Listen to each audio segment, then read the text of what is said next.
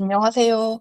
지난 강의에서는 상한잡병론의 저자 장준경의 생애를 배우셨고, 왕숙화, 손사막 등 후세 의가들이 상한론 텍스트를 정리하고 전승하였던 역사에 관해 배우셨습니다. 이번 강의에서는 상한론과 금괴요략에 관해 살펴보실 것이고요. 이어서 후세 연구가 어떻게 이루어졌는지도 짧게 한번 살펴보시겠습니다. 여기서 먼저 보실 것은 육경변증인데요. 육경이라는 것은 이제 여러분들께서 한의학 기초이론 시간에 배우셨던 삼음 삼양을 의미합니다. 삼양은 태양, 양명, 소양을, 삼음은 태음, 소음, 거름을 의미하고요. 삼양과 관련된 삼양병의 경우 주로 열증, 실증으로 병이 표에 있거나 진행 중인 상태를 의미합니다. 주로 급성기에 해당한다고 보실 수 있고요. 삼음병의 경우에는 이제 한증, 허증으로 병이 립으로 깊어진 위중한 상태를 의미합니다. 주로 만성기에 해당한다고 볼 수 있습니다. 이러한 육경, 그러니까 삼음삼양은 질병의 시공간적 위치를 파악하는 입체적 진단 툴이라고 보시면 됩니다. 장준경이 상한잡병론을 저술하게 된 계기는 당시 전염병 유행으로 인한 것이 크다고 배우셨잖아요.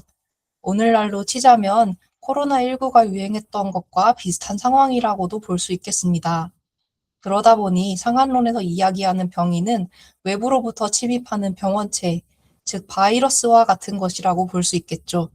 그렇기 때문에 초기에는 병이 표에서 급성기 증상으로 열증, 실증, 표증 위주의 증상을 나타내다가 시간이 지남에 따라 점차 위중해지고 만성화되면서 몸의 에너지도 고갈되고 병원체도 면역 체계가 표부에서 방어에 실패하면 더 깊숙하게 립으로 침범하게 되니까 한증, 허증, 리증 위주의 증상으로 변화한다고 이제 크게 구분지어서 보실 수 있겠습니다. 먼저 장준경 의학의 정수는 변증 론치라고 하는데요.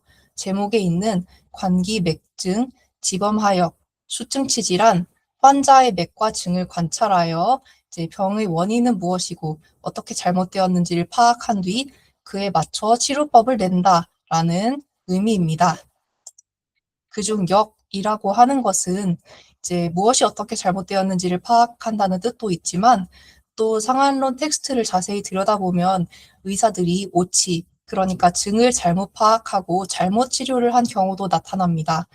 그런 것들도 이제 하나하나 정직하게 기록으로 남기다 보니까 오치에 대한 정보도 여기에 포함된다고도 보실 수 있겠습니다. 한의학에서는 요즘에도 변증만 잘하면 변증에 따라서 거기 연결되는 처방 계열이 정해지게 되는데요. 같은 질병이더라도 환자에 따라 변증이 다르게 나타날 수가 있습니다. 예를 들어서 감기에 걸렸을 때도 어떤 사람은 코가 더 막힌다든지, 어떤 사람은 목이 많이 잠긴다든지, 어떤 사람은 소화 문제가 생긴다든지 하는 식으로 이제 사람에 따라서 취약한 부위에 관한 증상이 더 두드러지게 나타날 수가 있잖아요. 그런 것을 변증에 맞게 치료한다라고 일단 쉽게 생각하시면 좋을 것 같습니다. 이걸 현대의학에서는 이제 환자 맞춤 의학이라고도 하는데요. 예를 들어서 저는 임상에서 파킨슨병 환자분들을 많이 봐왔는데 어떤 분 같은 경우에는 한쪽 팔다리 떨림과 같은 운동 증상이 위주가 되는 반면에 어떤 분은 경직이 심하고 어떤 분은 변비가 심하고 어떤 분은 통증이 심하고 어떤 분은 불안이나 우울, 공황장애 같은 것을 동반 질환으로 가지고 계시기도 하고 등등 이런 식으로 만성 질환 그리고 노화와 함께 발생하는 퇴행성 질환일수록 그 사람의 몸에 취약한 곳에서부터 이제 점점 증상이 심해질 수가 있습니다. 그렇기 때문에 환자에 따라서 증상이 나타나는 양상이 차이가 있고요. 이런 경우에는 다 똑같이 획일적으로 치료를 한다기보다 환자 맞춤형 치료를 하는 것이 필요합니다. 그래서 한의학의 변증도 이런 환자마다 다른 차이를 파악해서 거기에 맞는 맞춤 치료를 하는 것이다라고 이해하시면 좋을 것 같습니다. 그리고 역사적으로는 장준경이 이런 변증 논치에 관한 개념을 최초로 확립했다고 볼 수 있겠습니다. 그리고 상한론에는 113개의 처방과 214종의 약물이 수제되어 있어서 처방서의 조상이라고도 불립니다. 앞선 시간에 배우셨던 황제내경에는 한의학 기초 이론과 함께 침 치료와 관련되는 내용이 기록되어 있었고, 처방이나 약물 관련 내용은 드물었죠. 그에 반해서 상한론에서는 각 증상에 따른 처방들이 기록되어 있고요. 그 중에는 오늘날 임상에서도 많이 사용하는 명방들이 많이 있습니다. 특히 칸포의학이라고 하는 일본 한의학에서는 상한론 처방을 원방 그대로 살려서 쓰는 경우가 많습니다. 상한론에 수재되어 있는 처방들을 보면 당시에도 군신좌사의 논리를 바탕으로 처방을 구성했다는 것을 확인할 수가 있는데요. 여기 예로 나와 있는 것은 태양병 표실증, 그러니까 감기 초기에 오한과 발열이 있고 땀이 나지 않고 머리가 아프고 맥은 긴장되어 있는 증상이 나타나고 체력은 보통 이상인 환자의 경우 활용할 수 있는 마황탕입니다. 마황탕은 마황, 계지, 행인, 감초라는 약재로 구성이 되어 있고요. 이것을 군신좌사로 나누어 보면 이때 군약의 경우에는 처방에서 가장 주된 작용을 하는 약에 해당이 됩니다. 군은 임금이라는 의미죠. 여기서는 마황이 군약에 해당됩니다. 그래서 처방명도 마황탕이고요. 마황은 오한 발열에 땀이 나지 않는 증상을 해결하기 위해서 강력한 발한작용을 합니다. 상한이니까 몸이 한사에 상한 것인데 마황을 써서 발한 해표를 함으로써 몸에 있는 한사를 같이 배출할 수가 있고요. 그리고 평천작용이라고 하는 것은 마황의 주요 성분인 에페드린이라는 물질과도 관련이 있는데 에페드린은 교감신경을 자극해서 기관지 평활근을 이완시키고 또 기관지를 확장시키는 작용이 있습니다. 그래서 천식, 기침, 가래, 콧물 등 호흡기 증상을 개선하는 데 도움을 줍니다. 교감신경을 자극하다 보니까 이제 많이 복용하면 부작용으로 심계항진과 같은 것이 나타날 수도 있지요. 그리고 계지는 신약에 해당이 됩니다. 신은 신하라는 뜻인데 계지는 신하가 임금을 돕듯이 마황의 발한작용을 보조합니다. 이때 계지는 혈관을 확장시켜서 이제 전신 혈액순환을 도와줌으로써 이제 마왕이 발환하는 그 작용을 돕고 또 몸에 지체 산통이라고 해서 이제 혈액순환을 시켜서 몸이 으슬으슬 춥고 시린 것을 풀어준다라고 보시면 됩니다. 그리고 좌약의 좌는 돕는다라고 할 때 좌자인데 여기서는 행인이 좌약에 해당이 됩니다. 행인은 마왕과 함께 호흡기 기능을 조절해서 천식이나 기침 증상을 완화하는 역할을 합니다.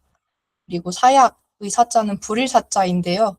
여기서는 감초가 사약에 해당이 되고 감초는 이제 효능을 나중에 배우실 건데 그중에 제약 조화라는 것이 있습니다. 모든 약을 조화시킨다라는 의미이고요.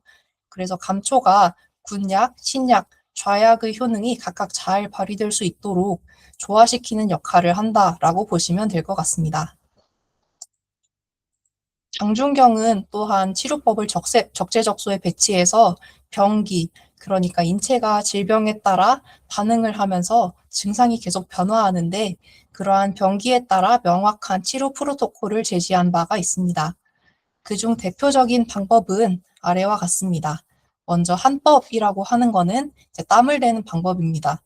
토법은 토하게 하는 방법이고 하법은 설사시키는 방법입니다. 이제 배가 아프고 변비가 너무 심하고 예를 들어서 몸에 열도 많이 나는 환자는 대변을 통하게 해서 열을 내려준다는 내용도 있고요. 그리고 화법은 조화시킨다는 뜻인데 이거는 주로 소양병처럼 병사가 겉도 아니고 속도 아니고 표도 아니고 리도 아닌 단표 발리 단계에 있을 때 서로 화해시켜주는 그런 치료법이라고 보실 수 있겠습니다. 나중에 배우실 소시오탕 같은 처방이 여기에 해당하죠. 그리고 온법이라고 하는 것은 따뜻하게 한다라는 뜻이고요. 예를 들어서 이중탕 같은 처방이 있는데 비위가 허약하고 속이 차고 설사 구토가 잦은 환자가 있습니다. 이런 환자는 이제 이중탕, 인삼, 백출, 건강, 감초와 같은 약으로 구성되어 있는데 이런 약을 써서 몸을 따뜻하게 해주기도 합니다. 그리고 청법 같은 경우에는 열을 식히는 방법, 보법은 보약 같은 걸로 이제 부족한 기운을 보충해주는 방법이라고 보시면 되시고, 소법은 덩어리를 없앤다라는 뜻인데 담음 어혈과 같이 몸 안에 정체되어 있는 찌꺼기나 덩어리가 있을 때 그것을 삭혀서 없애는 방법이다라고 쉽게 생각하시면 될 것 같습니다. 이제 앞서 보신 상한론이 급성 외관병을 다루고 있다고 한다면 금괴요약 같은 경우에는 내과 잡병이랑 부인과 질환을 다룹니다. 금괴요약에서는 장부경락의 병리를 중심으로 중풍, 황달, 소갈, 소갈은 당뇨를 의미하고요. 수종, 임신병 등 40여 편으로 나누어서 설명을 하고 있습니다. 특히 만성질환 치료에 탁월한 처방인 팔미지황환도 이제 금괴요약에 수록되어 있고요. 팔미지황환은 숙지황, 산수유, 산약, 복령, 택사, 목단피, 육계부자로 구성되어 있는 처방인데 나중에 여기서 또 유명한 처방인 육미지황환이라는 처방도 나오게 됩니다. 이제 팔미에서 육계부자만 빼면 육미가 되고요. 유명한 처방이고 나중에 소아과에서도 많이 나오는 처방이라서 이제 여러 교재에서 많이 보시게 될 겁니다. 그리고 상한론의 학술적 특징을 다시 한번 보시면 이제 이론과 치법, 처방, 약물 이런 것들이 일관되게 연결된다는 특징이 있습니다. 환자의 증상을 살펴서 변증을 하면 거기에 맞는 처방과 약물이 바로 도출되는 시기라고 보시면 되시고, 그리고 환자를 볼 때 맥진을 중요하게 생각하고 있고요. 그리고 약물이 다양하게 나와 있는데 그뿐 아니라 이제 침구라든지 외치법, 식이요법 등도 포함이 되어 있습니다. 그리고 질병의 예후를 판단하는 기준을 제시해서 환자의 생산을 가늠하게 할 수 있는 구절도 나와 있습니다. 오늘날은 의료 환경이 많이 바뀌었기 때문에 이게 아직도 전부 다 들어맞는다기보다는 이제 당시 상황에 좀 더 잘 맞는 내용이었다고도 볼 수 있고요. 아무튼 상한론은 단순한 경험방의 나열이 아니라 이제 고도로 구조화되어 있는 의서라고 볼 수 있겠습니다. 이제 상한론도 후세 연구가 굉장히 많이 이루어져 있고요. 이제 먼저 송나라 시대부터 보시면 교정의서국의 국가적 사업 일환으로 이제 임억이라든지 고보영 이런 인물들에 의해서 상한론 교정이 간행되었고요. 그리고 성묵이라는 사람은 주해 상한론이라는 책을 지어서 내경의 이론을 바탕으로 상한론을 해석한 바가 있습니다. 이는 경전 간의 이론적 통합을 시도한 중요한 업적이라고도 볼 수 있겠습니다. 그 후에 금원시대로 넘어가면 금원사대가라고 하는 4명의 유명한 의학 대가들이 나타납니다. 이 금원사대가는 각자의 이론과 관점을 형성한 바가 있습니다. 앞서 송나라 시대에는 교정의소국을 통해 이제 국가적 사업으로 인해 이제 의학 같은 경우에도 한번 이론들이 전부 통합되고 정리되었는데 거기에 이어지는 금원 시대에는 이제 그러한 정리된 이론을 바탕으로 또 각자만의 학설과 관점이 발전하게 되었다라고 볼 수 있겠습니다. 그래서 이 시대의 금원 사대가는 이제 상한론도 각자의 관점으로 재해석했습니다. 그리고 이어지는 명나라, 청나라 시대에는 상한론 연구가 절정에 달했습니다. 그래서 상한학파라고 하는 상한론을 연구하는 특수학파가 성립되었습니다. 이때 후세 의학자들은 상한론을 두고 문장이 뒤섞였다고 보아서 문장을 재배열한다든지 원문 텍스트를 그냥 그대로 고수해야 한다고 주장한다든지 아니면 그것 말고 임상에서 실제로 사용하는 실용성이 더 중요하다고 본다든지 하는 식으로 각각의 관점을 가지고 있었고 이를 바탕으로 많은 논쟁을 했는데요. 논쟁을 많이 하다 보니까 이를 통해서 한의학 이론의 깊이가 더해졌다라고도 볼 수 있겠습니다. 현대에도 상한론 처방은 감기, 독감부터 이제 자가 면역 질환 그리고 암 관리에 이르기까지 광범위하게 활용됩니다. 아까도 말씀드렸듯이 일본의 칸포 의학은 상한론을 중심으로 이루어져 있고요. 그리고 현대 양리학적 연구도 많이 이루어져 있어서 이제 상한방들의 처방의 항염증 그리고 면역 조절 효과가 다양하게 입증되고 있습니다. 2000년 전의 텍스트가 현대 의료 현장에서 여전히 이제 이렇게 활발하게 강력한 치료 도구로 쓰이는 것은 이제 세계 의학사에서 유례없는 일인데 그만큼 상한론에 수록되어 있는 처방을 앞으로 잘 공부해 두시면 나중에 임상에 나가셔서도 유용하게 활용하실 수 있겠습니다.